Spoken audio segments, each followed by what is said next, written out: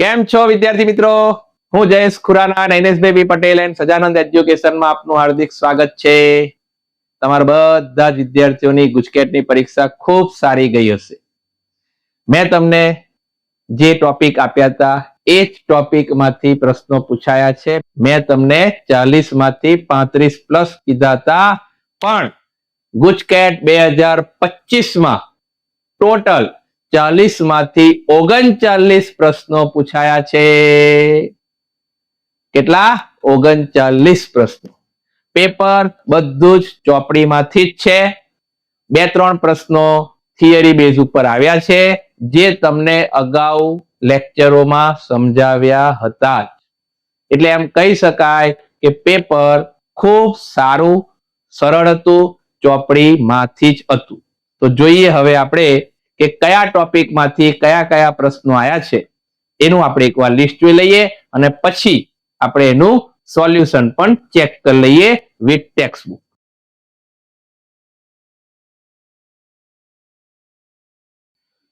વિદ્યાર્થી મિત્રો, આજે તમને ક્વેશ્ચન બતાવવામાં આવે છે એક ગુજકેટ પેપર નંબર 5 જે મારી પાસે આવ્યું હતું, જેનું મેં સોલ્યુશન તૈયાર કર્યું છે. એ પેપરના આ ક્વેશ્ચન નંબર છે ગુજકેટ 2025 નું પેપર નંબર 5. તો જોઈએ આપણે ગુજકેટ 2025 ના જે મેં તમને ટોપિક આપ્યા હતા એ ટોપિકમાંથી કયા કયા કેટલા પ્રશ્નો આવ્યા છે. ચેપ્ટર નંબર 1 માં 36, 37 અને 38 આ 3 પ્રશ્નો આપણને ચેપ્ટર 1 માંથી છે. ચેપ્ટર 2 માં એમસીક્યુ નંબર 2, એમસીક્યુ 1, 3, 39 અને 40 છે. હવે ચેપ્ટર નંબર 3 માં ચોથો, પાંચમો 2 પ્રશ્નો છે. ચેપ્ટર નંબર 4 માં 9, 7 અને 8 એટલે કે 7, 8, 9, 6, રાઈટ, 6, 7, 8 અને 9. ત્યારબાદ ચેપ્ટર નંબર 5 માં જે ટોપિક આપણને પૂછાયા છે ભાષાંતરમાંથી, એચજીપી માંથી અને આકૃતિમાંથી. ચેપ્ટર નંબર 6 માં વૈજ્ઞાનિકનો એક પ્રશ્ન પૂછાયો છે, અનુકૂલિત પ્રસરણમાંથી એક પ્રશ્ન પૂછાયો છે.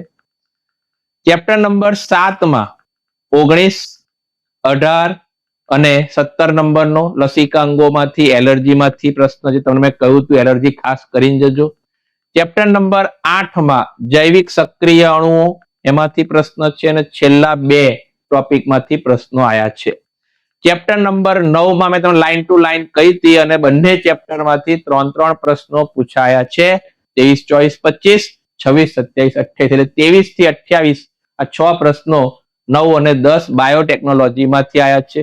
વસ્તી વૃદ્ધિમાંથી એક પ્રશ્ન પૂછાયો છે. વળી કોષ્ટકમાંથી એક પ્રશ્ન આવ્યો છે 11માં.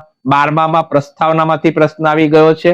પોષક સ્તરમાંથી એક પ્રશ્ન આવી ગયો છે અને ચેપ્ટર નંબર 13 માં જય વિસ્તારના સંબંધો, વોન હમ્બોલ્ટનો પ્રશ્ન આવ્યો છે જ. અને સતી અને નુકસાનીના કારણોમાંથી પ્રશ્ન પૂછાયો છે. એમ ટોટલ આ 2025 ગુજકેટમાંથી 40 માંથી 39 પ્રશ્નો આવી ગયા છે.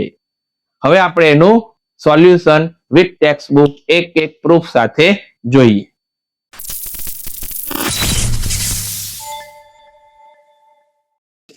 ગુજકેટ 2025 નું સોલ્યુશન વિથ ટેક્સ્ટ બુક એક એક પ્રૂફ સાથે.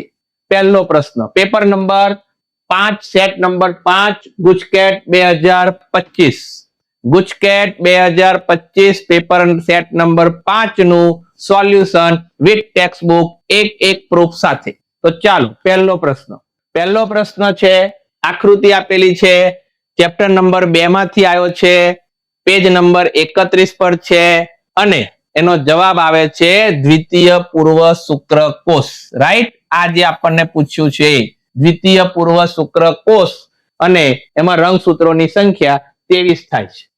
રાઈટ, એટલે દ્વિતીય પૂર્વ શુક્રકોષ પછી આ પ્રશુક્રકોષ છે અને શુક્રકોષ બને એટલે એક્સ જે બતાવ્યું છે દ્વિતીય પૂર્વ શુક્રકોષ 23. જવાબ સી, ચોપડી પેજ નંબર 31 ઉપર દ્વિતીય પૂર્વ શુક્રકોષ. રાઈટ, માદા પ્રજનન તંત્રની સહાયક નલિકાઓ કઈ છે? અંડવાહિની છે, ગર્ભાશય છે, યોનિ માર્ગ છે, એટલે કે આપેલા ત્રણેય છે. જવાબ આવશે D, chapter number 2, page number 29 ઉપર. બેઠી ટેક્સ્ટબુક ની લાઈન.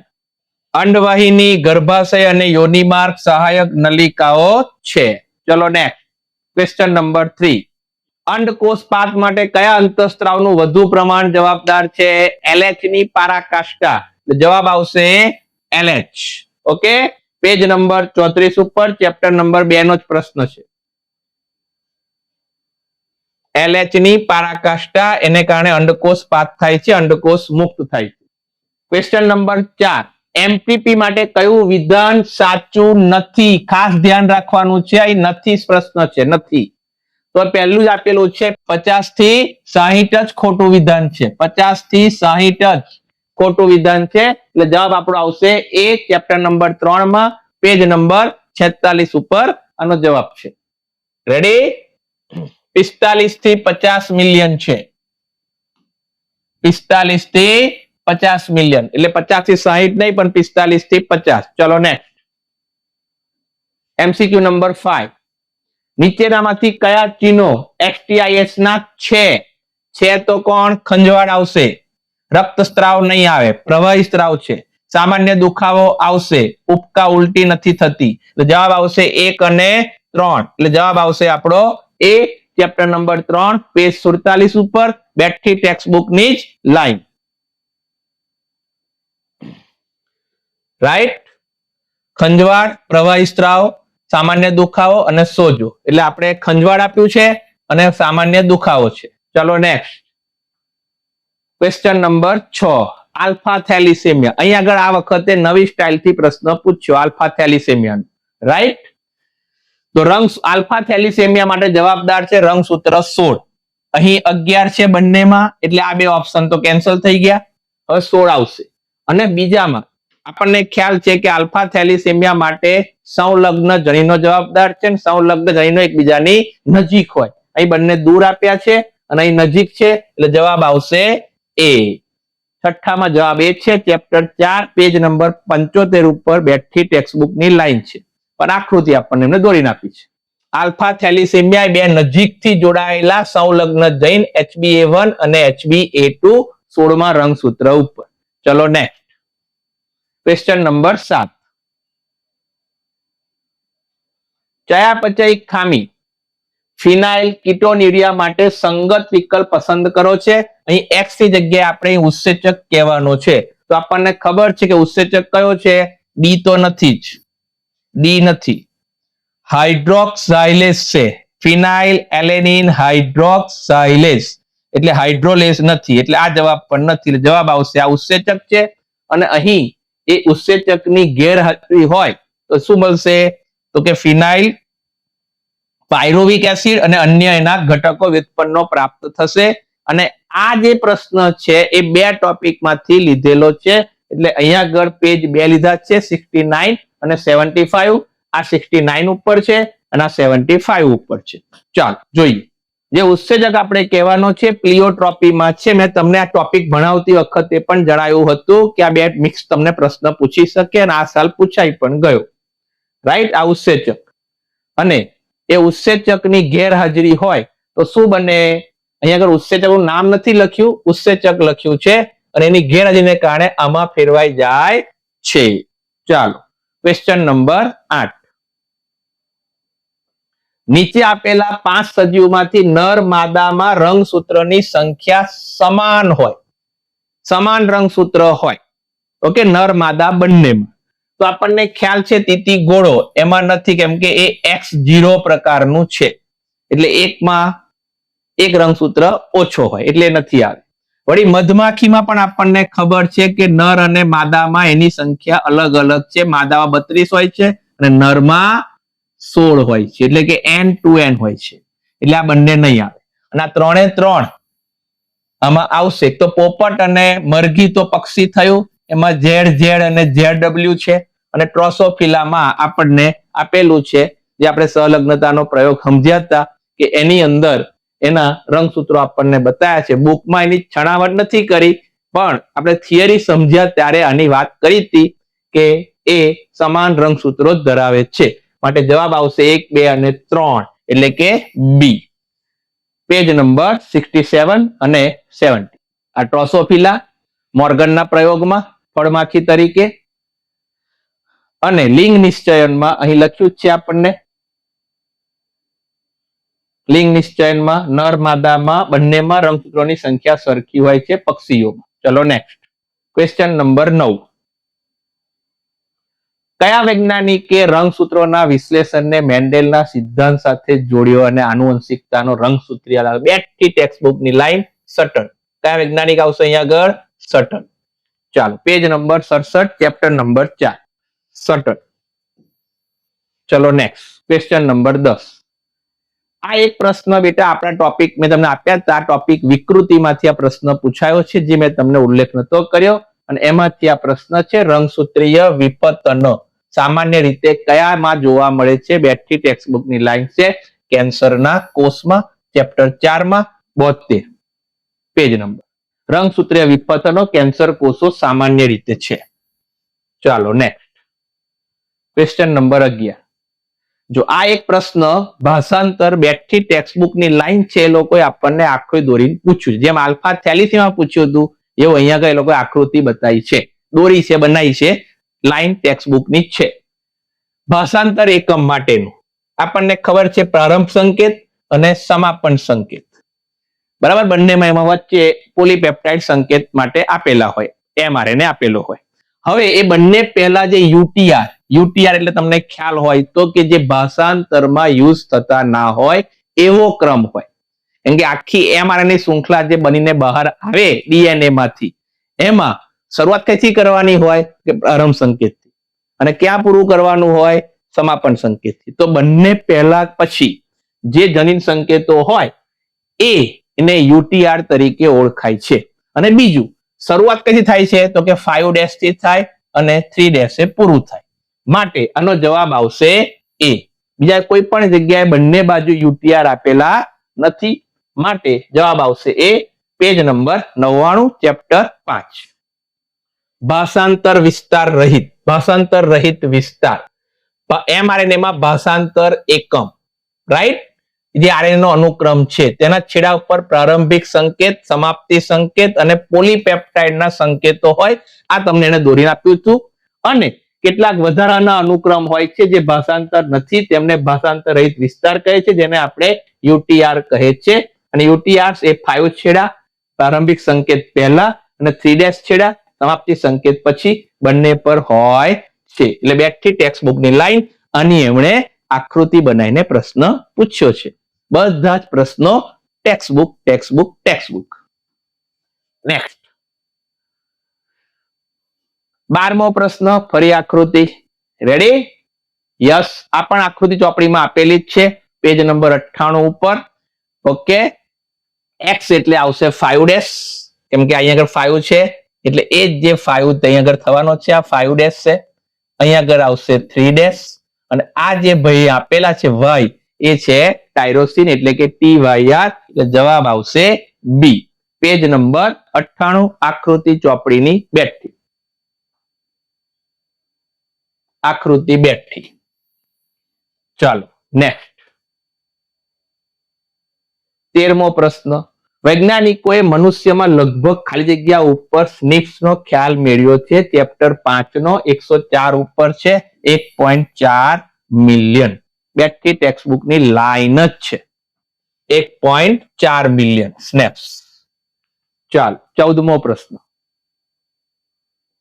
કેન્દ્રાભિસારી ઉદ્વિકાસના સંદર્ભમાં કઈ જોડ ખોટી છે? આ અનુકૂલિત પ્રશ્નનો જે કોઠો મેં તમને કહ્યું હતું કે આ કોઠો ખાસ જોઈને જજો, એમાંથી જ પ્રશ્ન આવ્યો છે.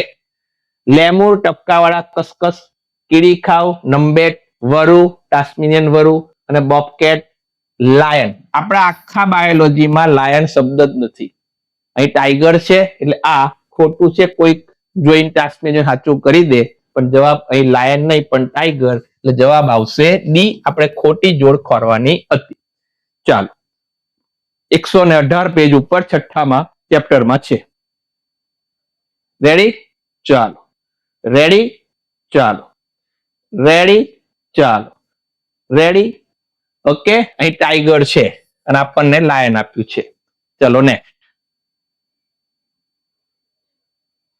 નીચેનામાંથી કોને મલય આર્કિપેલાગો ક્ષેત્રમાં કાર્ય કર્યું નથી? આ બીજો પ્રશ્ન વૈજ્ઞાનિક નો આવ્યો. મેં તમને કીધું તું વૈજ્ઞાનિક ખાસ કરીને જજો.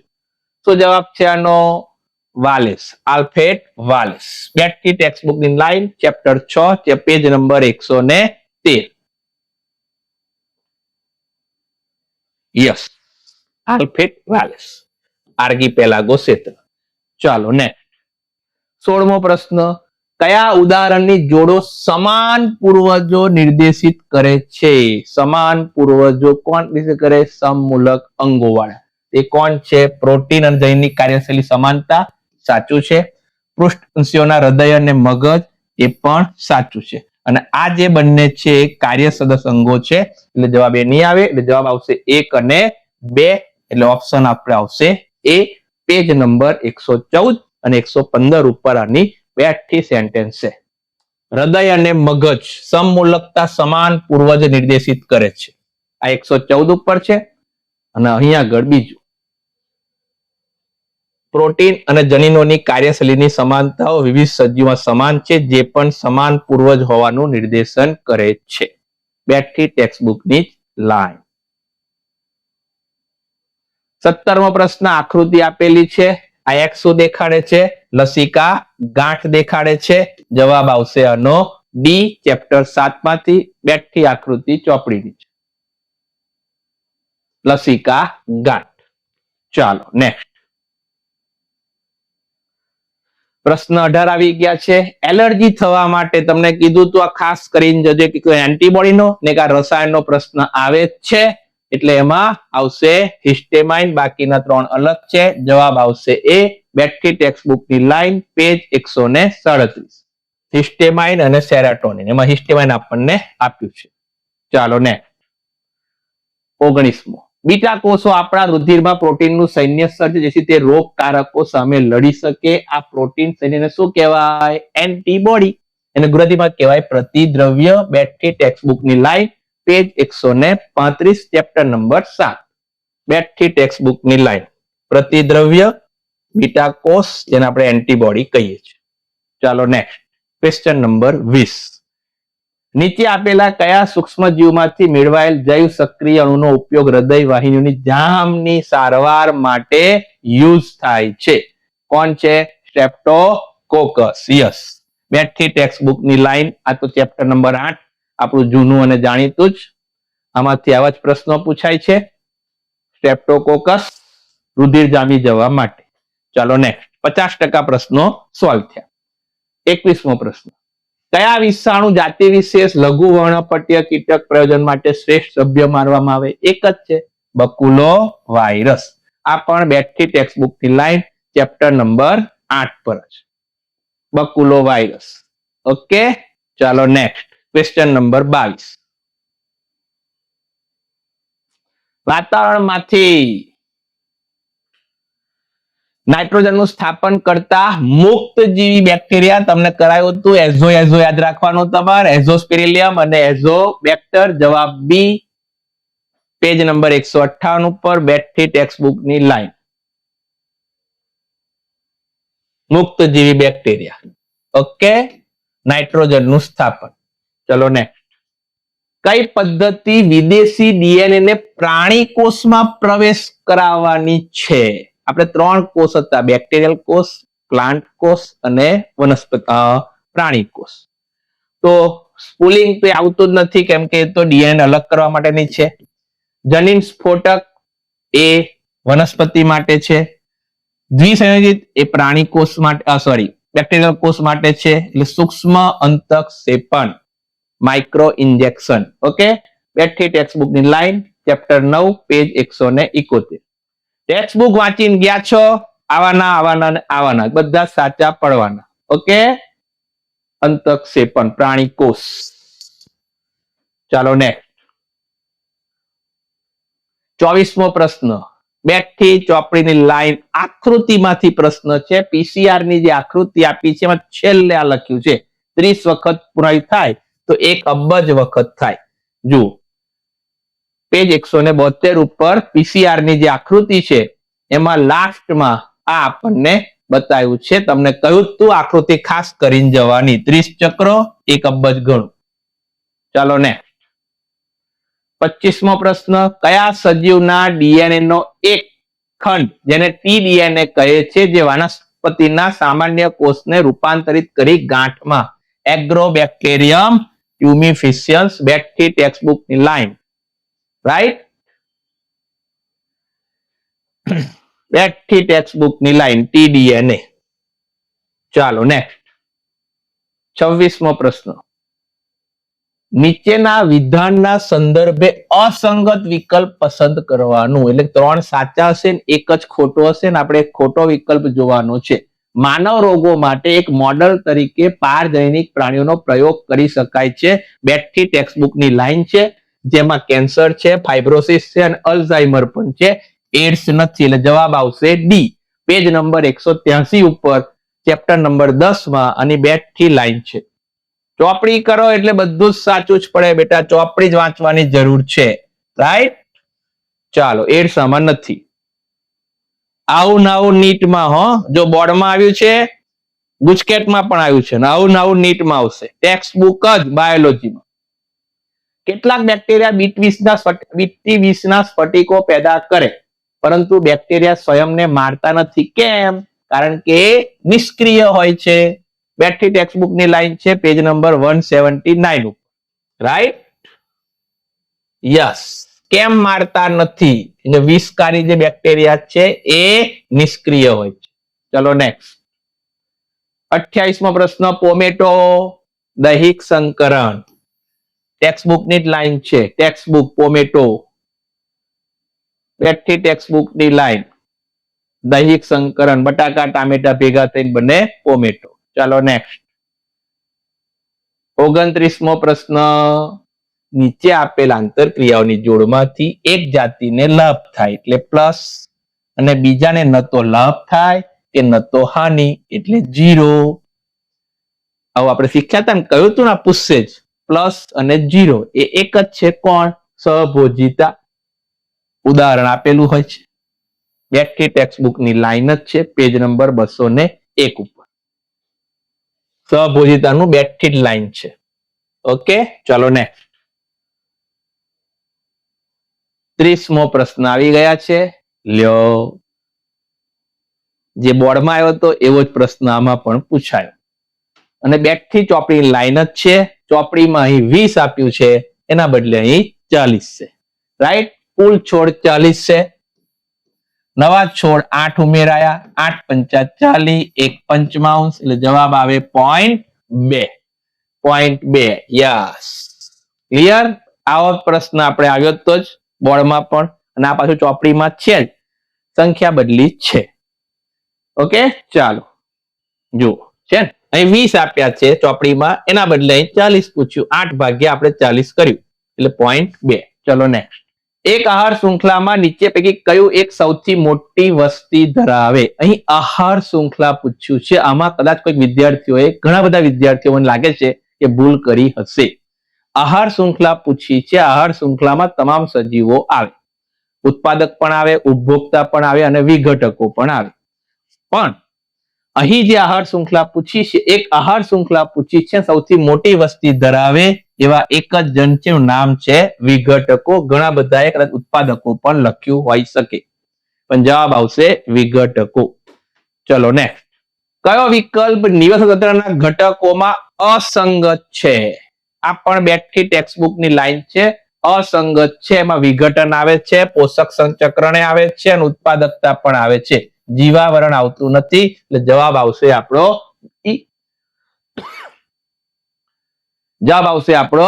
બી.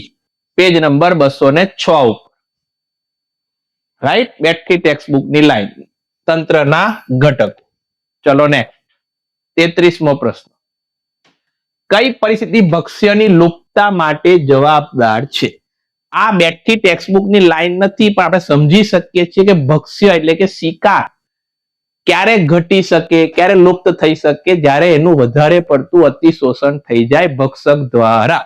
એટલે જ્યારે ભક્ષ્યનું અતિશોષણ થાય ત્યારે. ઓકે, ચાલો થિયરી બેઝ MCQ 198 માં જે અતિશોષણનો ટોપિક છે એમાં ઉલ્લેખ કર્યો છે અને સમજ્યા હોય તો ખ્યાલ આવે. જોયું, એ લખ્યું છે ખરું. ઘણી જાતિઓ લુપ્ત થઈ ગઈ છે વધુ પડતા શિકારને કારણે. શિકાર એટલે કોણ? ભક્ષ્ય. ચલો નેક્સ્ટ 34મો પ્રશ્ન. જાતિઓના સામૂહિક વિલોપનના ઘટનાક્રમમાં છઠ્ઠા વિલોપન અને પહેલા 5 થયેલા વિલોપન વચ્ચેનો મુખ્ય તફાવત એ છે કે છઠ્ઠું વિલોપન ના વનસ્પતિને અસર નથી કરતું, માનવ પ્રવૃત્તિનો સમાવેશ થાય છે નથી એવું નહીં, એટલે આ પણ નથી, અને ઝડપી દરે થાય છે. બેટરી ટેક્સ્ટબુક ની લાઈન છે 222 ઉપર. યસ, ઝડપી દરે થાય છે. ચાલો 35મો પ્રશ્ન. આ તો આપણો હોય જ, એલેક્ઝાન્ડર વન હમ્બોલ્ટ એટલે જાતિ વિસ્તારના સંબંધ. બોર્ડમાં આવ્યો તો, ગુજકેટમાં આવ્યો. બીજો પ્રશ્ન આવ્યો બોર્ડનો સેમ. ચાલો નેક્સ્ટ. જાતિ વિસ્તારના સંબંધો. પ્રશ્ન નંબર આવ્યા 36મો. ચલો આમાં પણ ઘણા બધાએ ભૂલ કરી હશે. આ દાખલા ટાઈપ ક્વેશ્ચન આવી ગયો છે. તમને જણાવ્યું હતું કે આ ચેપ્ટરમાંથી આવશે. એક પરાગાશયમાં 4 લઘુ બીજાણુધની છે. 4 લઘુ બીજાણુધની છે. દરેકમાં 1000 બીજાણુજનક પેશી છે, એટલે ટોટલ થઈ ગઈ 4000. એકમાં 1000 એ 4 છે એટલે 4000 બીજાણુજનક પેશી થઈ. અને એમાં જે કોષ હોય એને આપણે શું કહીએ છીએ? પીએમસી, માતૃકોષ. તો આ પરાગાશયમાં લઘુ બીજાણુજનનને અંતે કુલ કેટલા પરાગ ચતુષ્ક બને? પરાગ ચતુષ્ક બને. એક પીએમસી દ્વારા એક ચતુષ્ક તૈયાર થાય. એક પીએમસી દ્વારા એક પરાગ ચતુષ્ક તૈયાર થાય. તો 4000 પીએમસી દ્વારા કેટલા ચતુષ્ક બનશે? 4000. આમાં પણ ઘણાએ ભૂલ કરી હશે.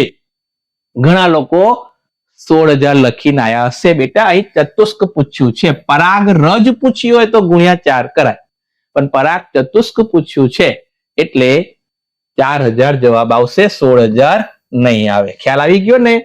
4 ધાની છે, દરેકમાં 1000 બીજાણુજનક પેશી એટલે ટોટલ 4000. અને એની અંદર આવેલો જે સેલ માતૃકોષ polar, right, pollen mother cell, જે એક પરાગ ચતુષ્ક તૈયાર કરે એવા 4000 હોય તો એમાંથી 4000 પરાગ ચતુષ્ક બને. આમાં પણ ભૂલ કરી હશે એવું મને લાગે છે. ચાલો નેક્સ્ટ 37. કયા કુળની વનસ્પતિની પરાગરજની જીવિતતા મહિનાઓ સુધી જળવાતી નથી? આ બેઠી ટેક્સ્ટબુકની લાઈન છે. રોઝેસીમાં જોડાય છે, લેગ્યુમિનેસીમાં જોડાય છે અને સોલેનેસીમાં જોડાય છે. પોએસીમાં જળવાતી નથી. જવાબ આવશે આપણો બી. પેજ નંબર 8 ઉપર બેઠું સેન્ટેન્સ આપેલું છે. રોઝેસી, લેગ્યુમિનેસી, સોલેનેસી કુળના સભ્યોની જીવિતતા મહિનાઓ સુધી જળવાય છે, અને આપણને પૂછ્યું હતું નથી એટલે આપણે પોએસી. ચાલો ને 38મો પ્રશ્ન. પહેલા ચેપ્ટરનો જ પ્રશ્ન છે, રાઈટ. સુરણ પુષ્પીય પુરસ્કાર. ભૃંગ કીટકો દુર્ગંધ સર્જતા. મધમાખી એટલે પ્રભાવી પરાગવાહક અને ફૂંદા એટલે યુક્કા. એટલે 3 4 1 2. 3 4 1 2. યસ, જવાબ આવી ગયો સી. બેઠી ટેક્સ્ટબુકની લાઈનમાં છે. Chapter number 1 page number 14.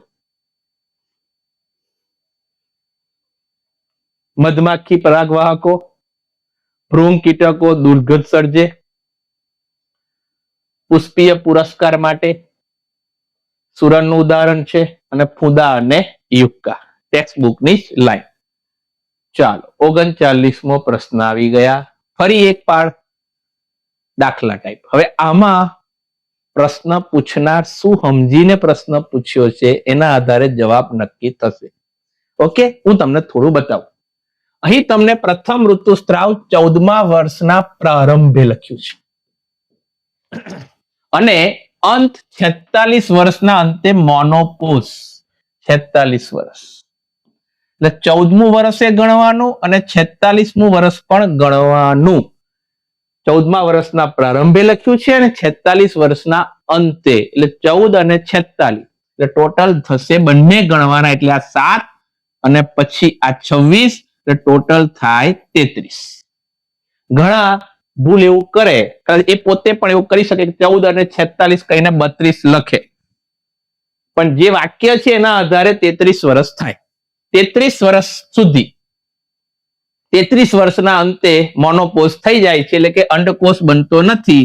દર વર્ષે આપણે 12 અંડકોષ તૈયાર થાય. તો 33 ગુણ્યા 12 કરીએ એટલે 396 થઈ જાય. રેડી? તો હવે 2 બાળકોની માતા બને છે. ફરી પાછું આમાં થોડી તકલીફ આવે. 2 બાળકોની માતા બને છે તો બાળક 9 મહિના માતાના ઉદરમાં ગર્ભમાં રહે, એટલે 9 મહિના તો બાળક જ્યારે ગર્ભમાં હોય તો એ માતાને ઋતુસ્ત્રાવ થાય નહીં, અંડકોષ બને નહીં. એવા 2 બાળકો છે, એટલે 2 બાળકોના 9 દુ 18,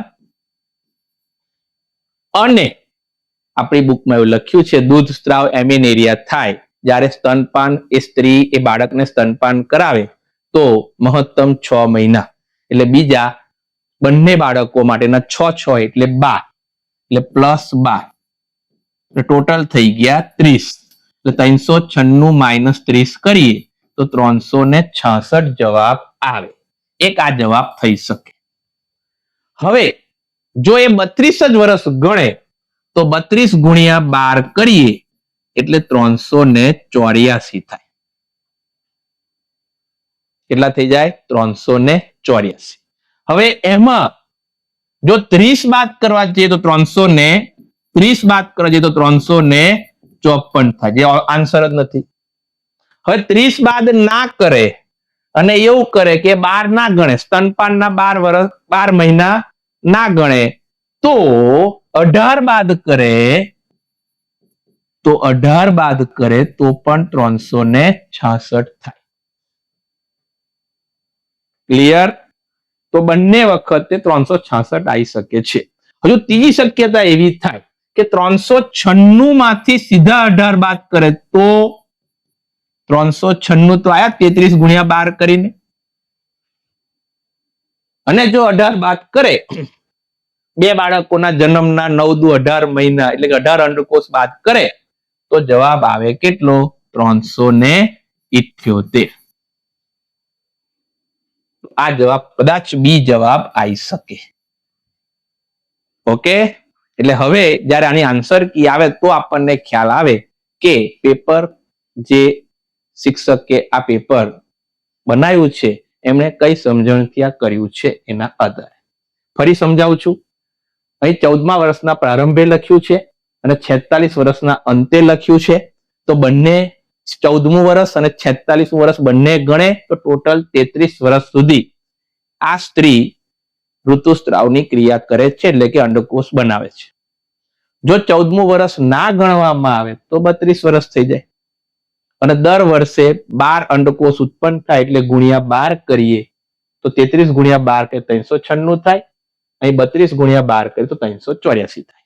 હવે 2 બાળકોની માતા બને છે, એટલે 9 દુ 18 મહિના તો ઋતુસ્ત્રાવ થાય નહીં, અંડકોષ બને નહીં. તો જો 18 બાદ કરી દઈએ તો 378 આવે, અહીં 18 બાદ કરીએ તો 366 આવે. પણ આપણી બુકમાં એવું લખ્યું છે ચેપ્ટર નંબર 3 માં દૂધ સ્ત્રાવ એમિનેરિયા, કે જેમાં મહત્તમ 6 મહિના, તો 2 બાળક છે એટલે 6 ને 6 12 મહિના, એટલે કે 12 અંડકોષ બને નહીં. તો અહીંયા આગળ પછી બીજા 12 બાદ કરો તો 366 થઈ જાય, અને અહીંયા આગળ જો બીજા 12 બાદ કરે 354 તો આપણા આન્સરમાં છે જ નહીં. 396 આવશે નહીં, કારણ કે 2 બાળકો જન્મ્યા છે, એટલે આ પણ નહીં આવે. 354 છે, 372 આવતો નથી, એટલે કાં તો 366 અને 378 હોઈ શકે. ક્લિયર? આ આન્સર હવે આપણે ગુજરાત બોર્ડ આની આન્સર કી બહાર પાડે તો આપણને ખ્યાલ આવશે. ચાલો, છેલ્લો પ્રશ્ન એક સ્ત્રીને નોર્મલ પ્રસૂતિ માટે ગર્ભાશયનું સંકોચ થતું નથી, માટે ડોક્ટર કયા અંતઃસ્ત્રાવનું ઇન્જેક્શન આપવા પ્રેરિત પ્રસૂતિ કરાવશે? સંકોચન માટે એક જ છે, કોણ? ઓક્સિટોસિન. જવાબ આવશે બી. પ્રશ્ન બનાવ્યો છે પણ સંકોચન માટે જવાબદાર અંતઃસ્ત્રાવ ઓક્સિટોસિન છે. આવું પેટથી ટેક્સ્ટબુકની લાઈન છે, પેજ નંબર 38. ગર્ભાશયના સંકોચન ઓક્સિટોસિન સ્ત્રાવ દ્વારા થાય છે. જોયું ને વિદ્યાર્થી મિત્રો? તો તમામે તમામ 40 પ્રશ્નો મેં તમને એનું સોલ્યુશન એક એક પ્રૂફ સાથે આપ્યું છે. ઓકે, આ છેલ્લો 39મો જે પ્રશ્ન હતો એમાં કદાચ 2 જવાબ છે. હવે કયો આવે એ મેં તમને બંને કેલ્ક્યુલેશન કરીને પણ બતાવી દીધા છે. રાઈટ? જોયું? બોર્ડમાં પણ અને ગુજકેટમાં બંનેમાં ટેક્સ્ટબુક જ, અને જે મેં કીધું એ જ પૂછાયું છે. હવે વારો આવશે નીટનો. તૈયાર થઈ જજો નીટ માટે. રાઈટ? અહીં આગળ નીટની બેચ શરૂ થવાની છે આવતીકાલ 24 તારીખથી. જેને જોડાવું હોય એ ક્લાસ ઉપર આવીને કોન્ટેક્ટ કરી શકે છે. બધા વિદ્યાર્થી મિત્રોને જય સ્વામિનારાયણ.